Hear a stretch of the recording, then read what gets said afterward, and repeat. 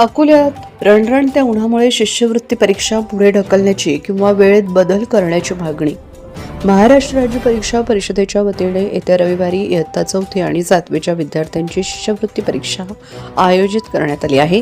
ही परीक्षा दुपारी 2 ते 5 या वेळेत होणार आहे। मात्र विदर्भात आणि विशेषतः अकोल्यात सध्या उन्हाचा तडाखा वाढला असून तापमान मोठ्या प्रमाणावर वाढत आहे। या पार्श्वभूमीवर विद्यार्थ्यांच्या आरोग्याचा विचार करून परीक्षेच्या वेळेत बदल करावा किंवा परीक्षा पुढे ढकलावी अशी मागणी करण्यात आली आहे। दुपारच्या कडक उन्हाऐवजी ही परीक्षा सकाळच्या सत्रात घ्यावी। उन्हाची तीव्रता पाहता ही परीक्षा रद्द करून ती जून महिन्यात घ्यावी।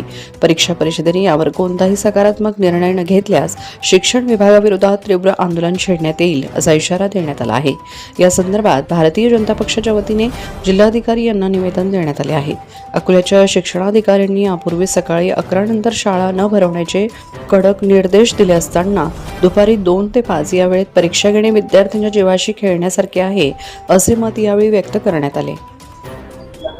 महाराष्ट्र राज्य परीक्षा परिषदेच्या वतीनं येत्या रविवारी इयत्ता 4थी आणि 7वीच्या विद्यार्थ्यांची शिष्यवृत्तीची परीक्षा दुपारी 2 ते 5च्या दरम्यान आयोजित केली आहे।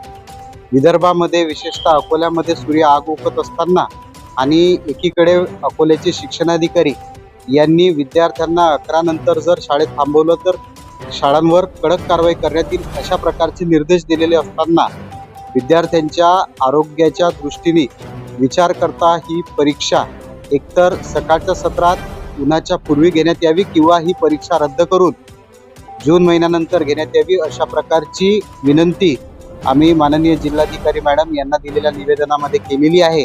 आणि निवेदन देताना आपण शासनाशी संवाद करून या परीक्षेसंदर्भात निर्णय घ्यावा अशी विनंती आम्ही भारतीय जनता पक्षाच्या वतीने माननीय जिल्हाधिकारी मॅडम यांना केलेली आहे। त्याबाबत परीक्षा परिषदेने निर्णय घेतला नाही तर याबाबत आम्ही तीव्र स्वरूपाचं असं आंदोलन शिक्षण विभागामध्ये करणार आहोत।